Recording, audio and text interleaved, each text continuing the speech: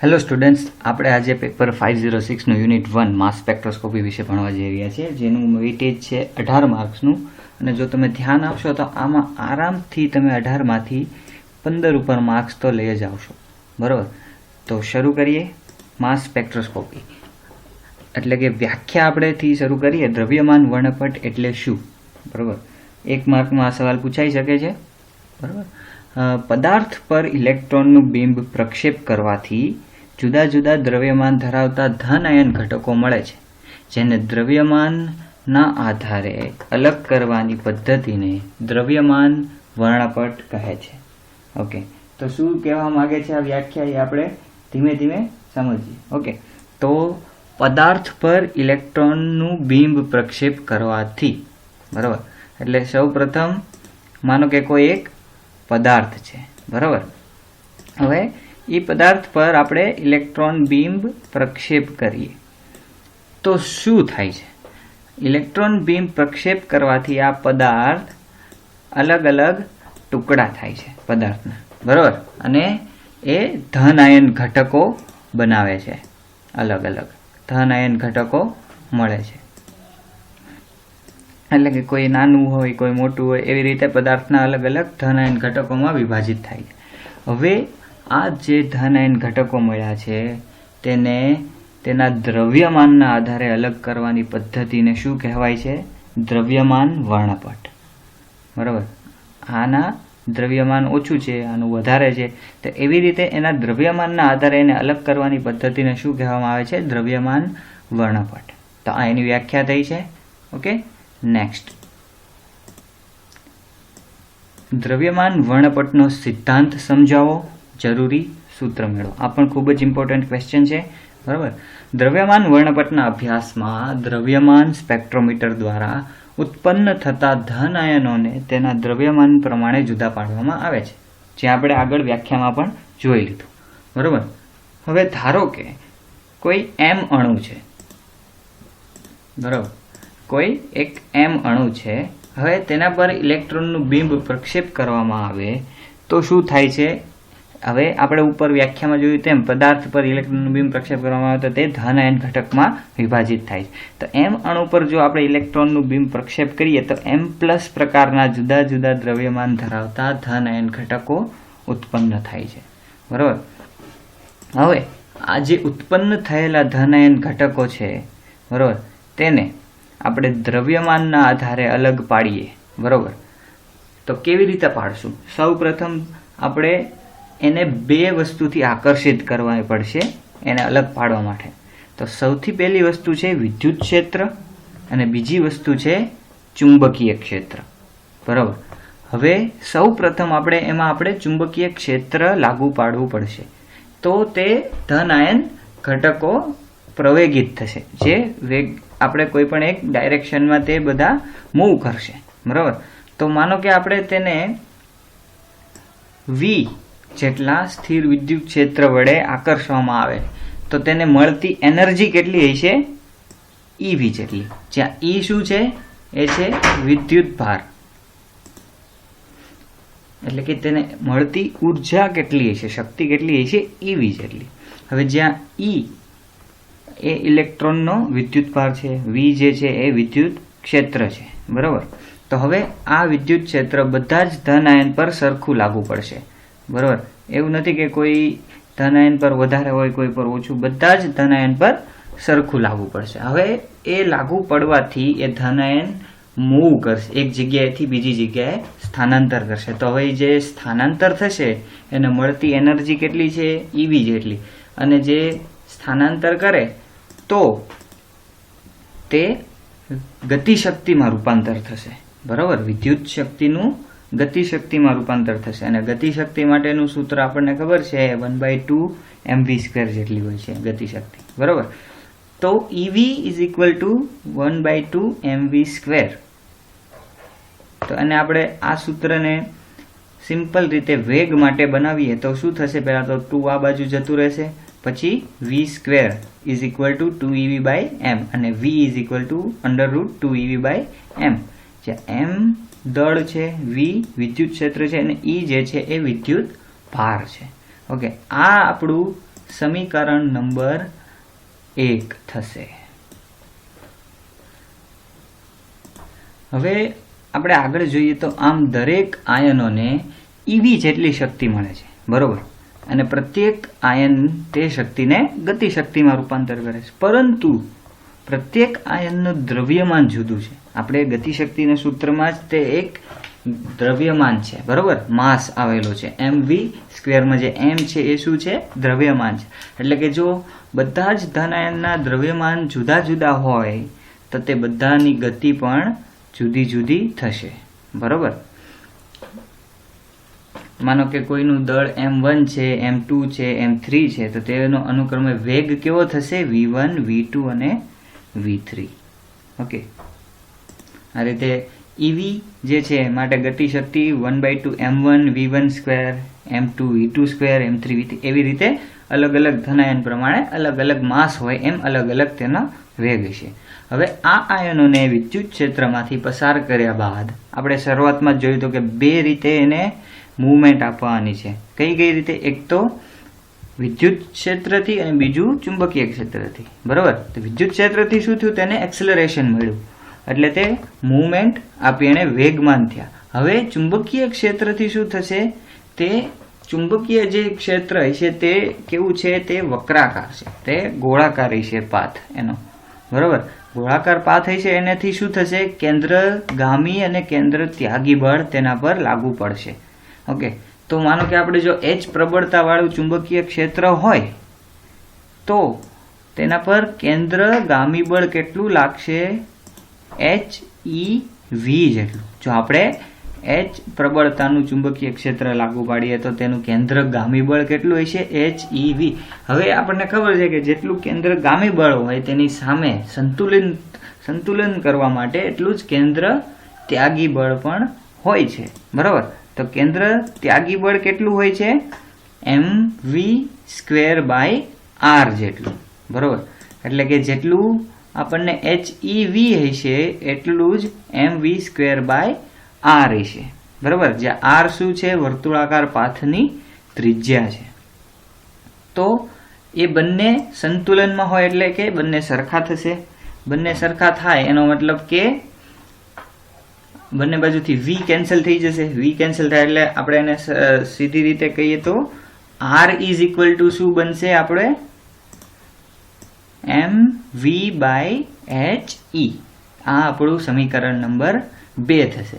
હવે આ જે સમીકરણ નંબર 2 છે એમાં જે v ની કિંમત જે છે એ આપણે સમીકરણ નંબર 1 માંથી મૂકવાની છે. તો જે આમાં v જે છે એની કિંમત આપણે સમીકરણ 1 પરથી મૂકીએ તો સૂત્ર આ રીતે કંઈક મળશે આપણને. આ અંડરરૂટ છે, બરોબર. તો હવે એને અંડરરૂટ કાઢવા માટે શું કરશું? અહીંયા આપણે સ્ક્વેર કરી નાખશું, એટલે કે r સ્ક્વેર થઈ જશે. r સ્ક્વેર થઈ જશે મતલબ શું થયું? કે 2mv/h²e અને r is equal to √2mv/h²e. હવે તમે જોઈ શકો છો કે જે વર્તુળાકાર પથની ત્રિજ્યા જે છે એ શેના પર આધારિત છે? m એટલે કે દ્રવ્યમાન, પછી v એટલે કે વિદ્યુત ક્ષેત્ર, h એટલે કે ચુંબકીય ક્ષેત્રની પ્રબળતા, e એટલે કે વિદ્યુતભાર. હવે આમાં આપણે જોઈએ તો h, v અને e એ ત્રણેય કેવા છે? સરખા છે, અચળ છે, તે બદલાતા નથી. તે બધા જ આયનો માટે સરખા છે. અને જ્યારે માસ જે ધન આયન અલગ અલગ મળ્યા તો એ બધાના અલગ અલગ હશે, બરાબર. તો જે માસ અલગ અલગ હશે તો તેની ત્રિજ્યા પણ અલગ અલગ થશે. એટલે કે જે ત્રિજ્યા છે એ શેના પર આધારિત છે? ધન આયન જે છે એના માસ ઉપર. એટલે કે જેનું માસ વધારે હશે તેની વર્તુળાકાર પાથની ત્રિજ્યા પણ વધારે હશે. જેનું માસ ઓછું હશે તેની વર્તુળાકાર પાથની ત્રિજ્યા પણ ઓછી હશે. હવે તમને એમ થતું હશે શું છે આ વર્તુળાકાર પાથ? તો એની માટે આપણે એનું ઇન્સ્ટ્રુમેન્ટ જોવું પડે, રૂપરેખા.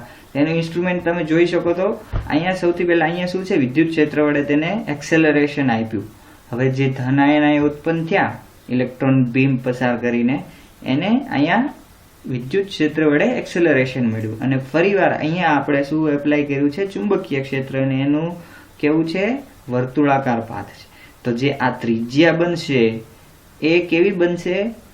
જેની માસ ઓછી હશે એની ત્રિજ્યા ઓછી બનશે, અને જેનું માસ વધારે હશે તેની ત્રિજ્યા વધારે હશે. એટલે કે અહીંયા ડિટેક્ટરમાં તે દળ પ્રમાણે અલગ અલગ જગ્યાએ ડિટેક્ટ થશે. ઓકે, તો આ રીતે આપણને જે આ સૂત્ર મળ્યું તે માસ સ્પેક્ટ્રોમેટ્રી માટેનું છે સિદ્ધાંત. ઓકે, હવે તેને m/e ના રેશિયો પ્રમાણે પણ લખી શકાય છે કે m/e નો રેશિયો હોય તો કઈ રીતે થશે? h²r²/2v. બરોબર, તેને પણ આપણે કહી શકીએ છીએ માસ સ્પેક્ટ્રોસ્કોપીનો સિદ્ધાંત અને તેનું સૂત્ર. નેક્સ્ટ ક્વેશ્ચન છે દ્રવ્યમાન વર્ણપટ મેળવવા માટેના સાધનનું વર્ણન કરો. હવે આપણે માસ સ્પેક્ટ્રોમીટર, હમણાં જ આપણે તેની આકૃતિ જોઈ, બરોબર, કે આ પ્રમાણે તેનું દ્રવ્યમાન સ્પેક્ટ્રોમીટર હોય છે. બરોબર, હવે તેનું આપણે ડિટેલમાં વર્ણન જોઈએ. તો દ્રવ્યમાન વર્ણપટ મેળવવા માટેના સાધનને દ્રવ્યમાન સ્પેક્ટ્રોમીટર કહે છે, અથવા તો તેને માસ સ્પેક્ટ્રોમીટર પણ કહેવાય છે. ઓકે, લાક્ષણિક 180 સિંગલ ફોકસિંગ દ્રવ્યમાન સ્પેક્ટ્રોમીટરમાં મુખ્ય 4 વિભાગ નીચે પ્રમાણે હોય છે. તો એક પછી એક આપણે વિભાગ જોતા જઈએ. બરોબર, તો સૌથી પહેલું શું છે? સેમ્પલ હેન્ડલિંગ પદ્ધતિ. પછી બીજું છે આયનીકારક અને ત્વરક ખંડો. ત્રીજું છે વિશ્લેષક નળી અને લોહચુંબક. અને ચોથું છે આયન સંગ્રાહક, પ્રવર્ધક અને રેકોર્ડર. બરોબર, આવી રીતે 4 વિભાગ હોય છે. ઓકે, તો સૌથી પહેલું છે સેમ્પલ હેન્ડલિંગ પદ્ધતિ. તો આમાં શું છે? તો આમાં છે કે આ પદ્ધતિમાં સેમ્પલને દાખલ કરવાની પ્રયુક્તિ હોય છે. સેમ્પલ એન્ટર ક્યાંથી થાય છે એ બધી વસ્તુઓમાં હોય છે. તેમાં એક જ ગેસ બલ્બ હોય છે, અને જે ગેસ બલ્બ શું કામ હોય છે કે કોઈ પણ આપણું લિક્વિડ કમ્પાઉન્ડ હોય, પદાર્થ હોય, તેને ગેસ બલ્બથી હીટ આપીને વાયુમાં રૂપાંતર કરવામાં આવે છે. એટલે તેના વાયુમાં રૂપાંતર કરવામાં આવે છે, ત્યારબાદ ગેસ બલ્બમાંથી સેમ્પલને માપસર દાખલ કરવામાં આવે છે, જ્યાં આપણે શું થાય છે? Ion acceleration. બરોબર, એટલે માપસર દાખલ કરવામાં આવે તો તેને આયનીકારક ખંડમાં દાખલ કરે અને ત્યાં તેનું આયનીકરણ થાય છે. બરોબર, હવે આ માપસર દાખલ કરવાની પદ્ધતિને શું કહેવાય છે? મોલેક્યુલર લીક કહેવાય છે. બરોબર, મોલેક્યુલર લીકમાંથી બહાર આવતા વાયુ કેન્દ્રિત કરવા માટે ફોકસિંગ સ્લીટ રાખેલી હોય છે. બરોબર, હવે આપણે જોઈએ તો શું છે? સેમ્પલ આપણું અહીંયા એન્ટર થાય છે. બરોબર, જે લિક્વિડ ફોર્મમાં હોય છે. પછી શું છે? એમાં આપણે વેપરાઇઝેશન સેમ્પલ, એટલે કે આ જે છે બલ્બથી હીટ આપીને તેને વાયુમાં રૂપાંતર કરવાનું. આ જે આખી સિસ્ટમ છે અહીંયા સુધીની, એને શું કહેવાય છે? Molecular leak. અને અહીંયાથી તેને માપસર એન્ટર કરવામાં આવે છે. બરોબર, ફોકસિંગ સ્લીટ સુધી. હવે બીજું ભાગ છે એ શું છે? આયનીકારક અને ત્વરક ખંડો. તો આ શું છે કે વાયુરૂપ સેમ્પલ જે આપણું મળ્યું તેને ફોકસિંગ સ્લીટમાંથી બહાર લાવતા તેને આયનીકારક ખંડમાં દાખલ કરવામાં આવે છે. આયનીકારક ખંડમાં જ્યારે દાખલ થાય ત્યારે એમાં એક ફિલામેન્ટ હોય છે જે બેટરી સાથે જોડેલી હોય છે, અને તે ઇલેક્ટ્રોન બીમ ઉત્પન્ન કરે છે. ઇલેક્ટ્રોન બીમ ઉત્પન્ન થાય તે ઇલેક્ટ્રોન બીમનો મારો શેની પર થાય છે? વાયુરૂપ આપણા પદાર્થ પર, અને તેનામાંથી ધન આયન ઉત્પન્ન થાય છે. હવે એ જે ધન આયન ઉત્પન્ન થયેલા હોય એ ક્યાં જશે? ફિલામેન્ટ. અને એ ક્યાં જશે? જે બે સ્લીટ હોય જેને શું કહેવાય છે? ત્વરક. પ્રથમ અને દ્વિતીય ત્વરક જે છે, બરોબર, પ્રથમ અને દ્વિતીય જે ત્વરક છે સ્લીટ, એની વચ્ચે વિદ્યુત ક્ષેત્ર ઉત્પન્ન કરેલું હોય છે, અને તેના દ્વારા તેને આકર્ષિત કરવામાં આવે છે. એટલે જે ઉત્પન્ન થયેલા ધન આયનો બંને સ્લીટની વચ્ચે જે વિદ્યુત ક્ષેત્ર ઉત્પન્ન થયેલું છે ત્યાં આકર્ષિત થાય, અને ત્યાં તેનું શેમાં રૂપાંતર થશે? ગતિશક્તિમાં, જે આપણે સિદ્ધાંતમાં જોઈ લીધું છે. બરોબર, હવે એ જે બંને ત્વરક સ્લીટ છે, પ્રથમ અને દ્વિતીય, એની વચ્ચે એક ફોકસિંગ સ્લીટ પણ રાખેલી હોય છે, જે આમાં બતાવેલ નથી. આ જે પ્રથમ અને દ્વિતીય ત્વરક ખંડો છે, હવે તેની વચ્ચે એક ફોકસિંગ સ્લીટ પણ રાખેલી હોય છે. બરોબર, જે ધનાયન ઘટકોને જુદી જુદી દિશામાં ફંટાઈ જતા રોકે છે, એક ડાયરેક્શન મળે એ માટે. ઓકે, ત્રીજો ભાગ છે વિશ્લેષણ નળી અને લોહચુંબક. હવે ત્વરક ખંડોમાંથી બહાર આવતા ધન આયન ઘટકોને ક્યાં દાખલ કરવામાં આવે છે? વિશ્લેષક નળીમાં. અને બીજું શું હોય છે ત્યાં? લોહચુંબક. હવે વિશ્લેષક નળીને એક ધાતુની શૂન્યકોષ કરેલી નળી છે, બરોબર, જેમાં ધન આયન ઘટકોને ત્વરક ખંડોમાંથી આયન સંગ્રાહક તરફ જાય છે અને તે વિશ્લેષક નળીને બલ્બ લંબ હોય છે, બરોબર. હવે બાહ્ય ચુંબકીય ક્ષેત્ર લગાડેલ હોય, જે લંબ દિશામાં બાહ્ય ચુંબકીય ક્ષેત્ર લાગુ પડે છે એ વિશ્લેષક નળીને, એના હિસાબે શું થાય છે? દ્રવ્યમાન, જુદા જુદા દ્રવ્યમાન ધરાવતા ધન આયન વિશ્લેષક નળીમાંથી જુદી જુદી ત્રિજ્યા પર ફરે છે.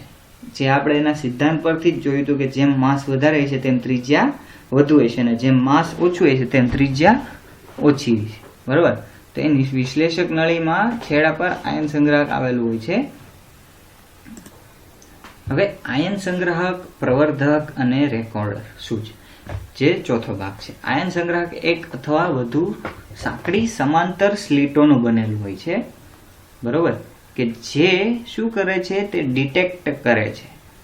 શું ડિટેક્ટ કરે છે? કે જે ધન આયનો જે અલગ અલગ ત્રિજ્યામાં આવેલા હોય છે, બરોબર, વિશ્લેષક નળીમાંથી જે બહાર આવતા આયનોના જે પ્રવાહ છે જુદી જુદી સ્લીટમાંથી પસાર થઈને આયન સંગ્રાહક પ્લેટ પર અથડાય છે અને પોતાના દ્રવ્યમાન પ્રમાણે નોંધાય છે.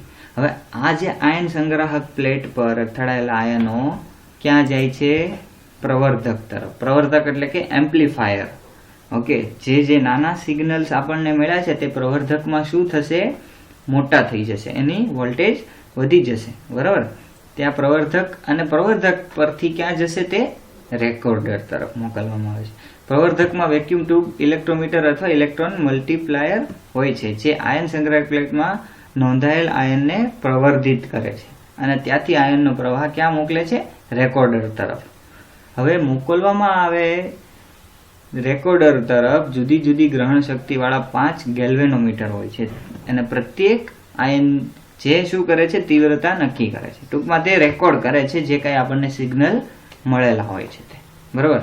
તો આવી રીતે દ્રવ્યમાન વર્ણપટમાં આયન સંગ્રાહક પર મળતા પ્રત્યેક m/e ના મૂલ્યો પ્રત્યેક આયનના દ્રવ્યમાન સાથે અને ગેલ્વેનોમીટર દ્વારા પ્રત્યેક આયનની તીવ્રતા મળે ત્યારબાદ તીવ્રતા વિરુદ્ધ m/e નો આલેખ દોરવામાં આવે છે, બરોબર. આ આલેખ પરથી આપણને ખ્યાલ આવે છે કે કયો કમ્પાઉન્ડ છે, કયો પદાર્થ છે, તેનું એનાલિસિસ કરીને આપણને આગળ ખબર પડશે કે કયો પદાર્થ આપણે ક્યાં વપરાય છે, કેવી રીતે વપરાય છે, શું છે, તે બધી જ વસ્તુ, બરોબર.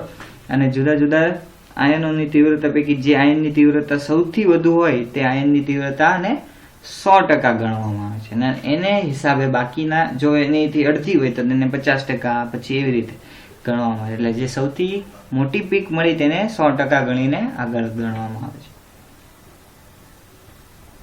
એને સાપેક્ષ તરીકે રાખવામાં આવે છે, બરોબર.